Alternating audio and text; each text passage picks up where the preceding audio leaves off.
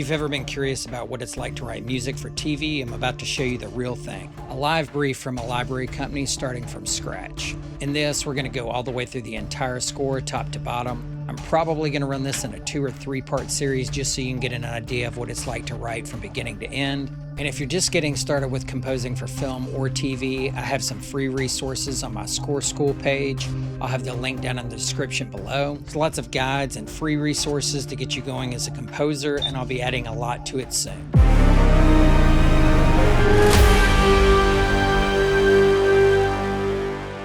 All right, so what we are working on today is a track for like a 10 to 12 track album of true crime music for a production library.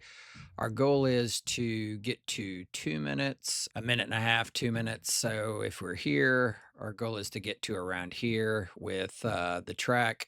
It's basically going to be pretty simple, just an A section, a B section, and then come back into like an A section. So what we've got so far is just this. It's like some pulses, mallet, arpeggio, and a piano. Pretty straightforward. Cello. All right, let's see what we've got. And we're just kind of vibing here.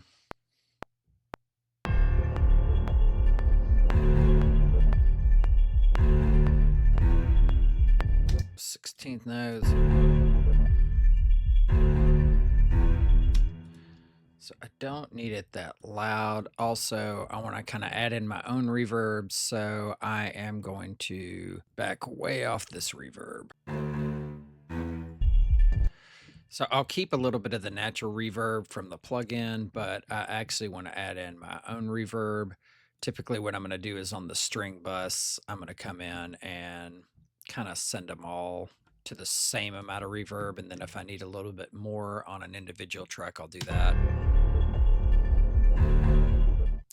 I think I actually want some, let's see, some solo cellos, cello leader. And for this, I actually want to pull in the close mics a little bit more. This is why it's nice to have the full version of symphony orchestra.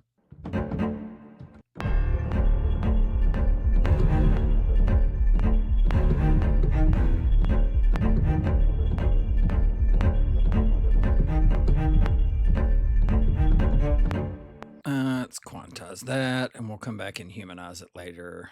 Do it to 16th notes. All right, we got some kind of vibe going. I don't know if I'm going to keep this, but just experimenting here.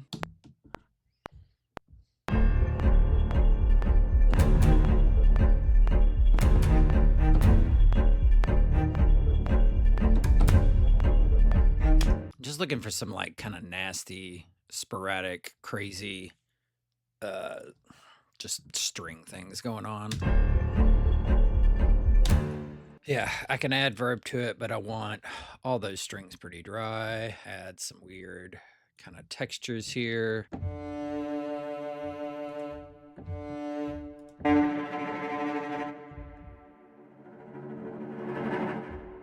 Maybe.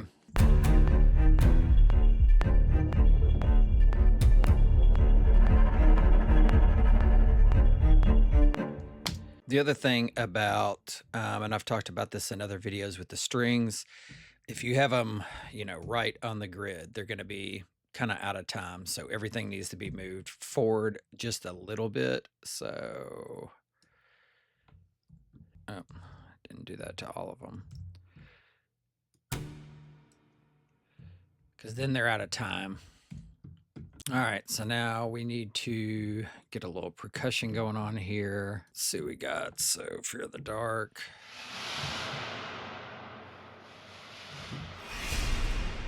Yeah, I just want something like that coming into it.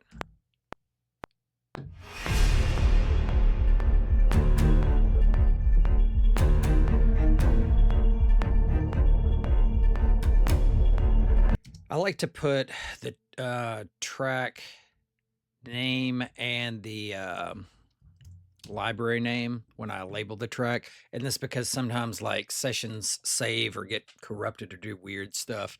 And then you haven't printed it to audio and you're like, I have no idea what I was using on this 3 weeks ago.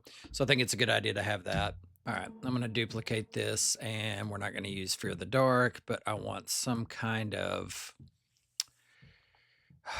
let's see, some kind of percussion track that is maybe like a trash can lids, or there's a lot of cool stuff in the damage library.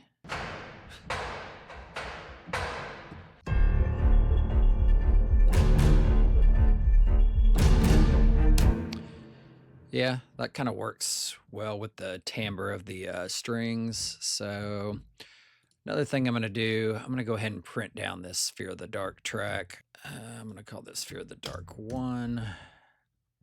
I don't have to worry about where the note triggers.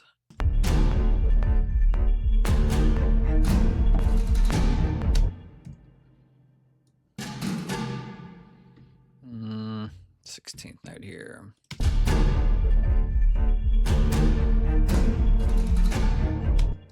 The other thing about this is I don't really want the percussion super loud, and I also want it in the background. So in damage, you can pull where it sits on the stage to the back. So we're going to do that.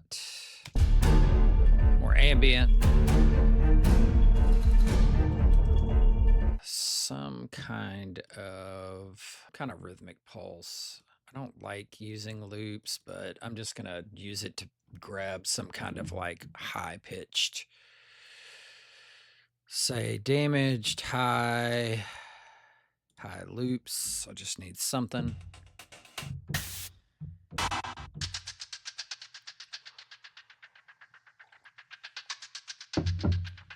I'm probably gonna distort this anyway. All right, cool. I'm gonna drag, this needs to be all the way to the end. Quantize, force legato.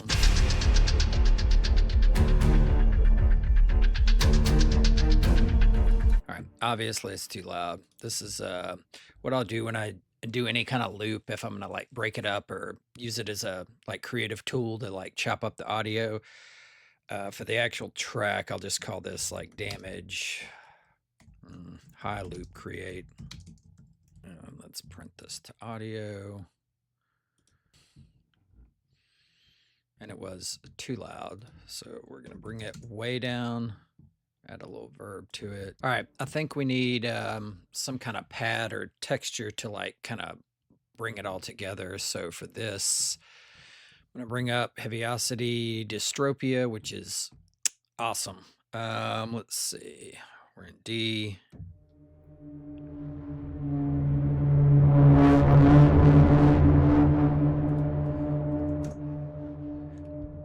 Maybe, let's see. And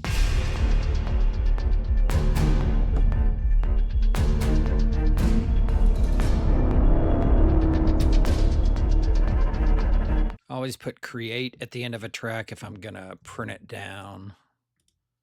And I usually like printing down when I don't want to deal with things mistriggering later on. All right, now just to help transition things, I am going to bring in some cymbals. Let's see what we got. I'm just going to again go back to damage. Symbolism, pretty straightforward. All purpose, like symbolism just works like all the time if you just need one track of cymbals. So let's see.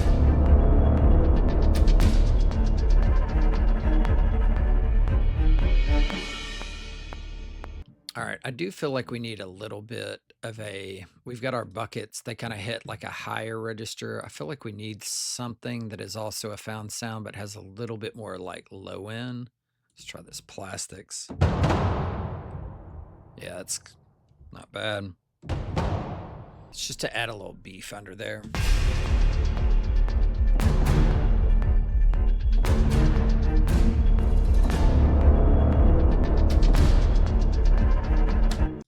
All right, now we need something to go into the next part. So we've only got like 4 bars. We need a chord change. So I'm thinking we're just going to go from D to A. Let's bring up Dystropia. Let's see what we got.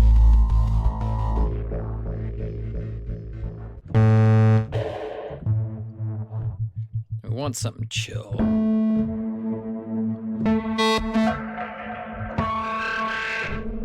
It's kind of cool. I actually kind of like that.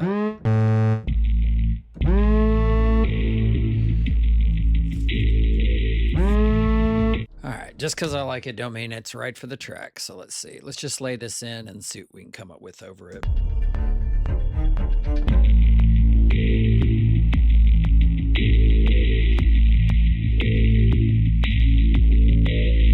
Thing about true crime stuff is that you don't want to have just a crazy number of chord changes. You actually have to keep it pretty simple. So I'm thinking like we'll do D minor, A, maybe like A flat, something like that. I'm going to print this down, but what was the name of this track? The Bends.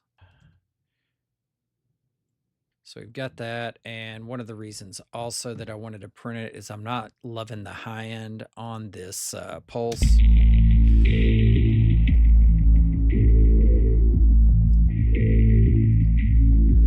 Basically that stuff right around there, right around like 2K. Just want that gone. Probably going to add something else over the top of it. Now we actually need to bring in some of our harmony. Now we had these in our keys section. We had like a mallet arpeggio that I had going, which kind of drove the rhythm a little bit with some step effects on it. Without it, it was just kind of like a really boring arpeggio. Thinking what's going to drive the rhythm. I need some other kind of mallet.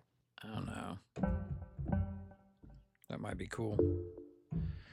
Yeah, who cares? Because I'm probably going to like distort and mangle this anyway. This is a like stock sculpture instrument, something like that. Still on an arpeggiator. Or an A minor.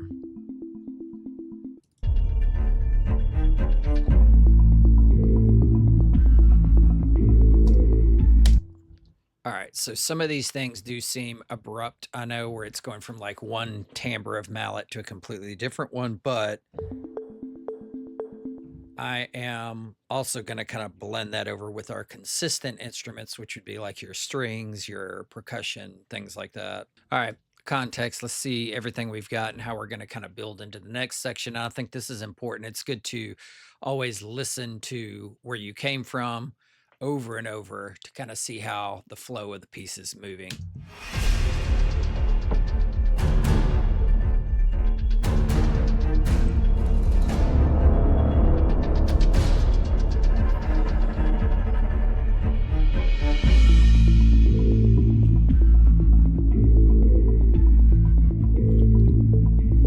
All right, so it definitely shifts the vibe. We need something mean here, so I think we need to go back to our strings and kind of have some aggressive stuff going on there.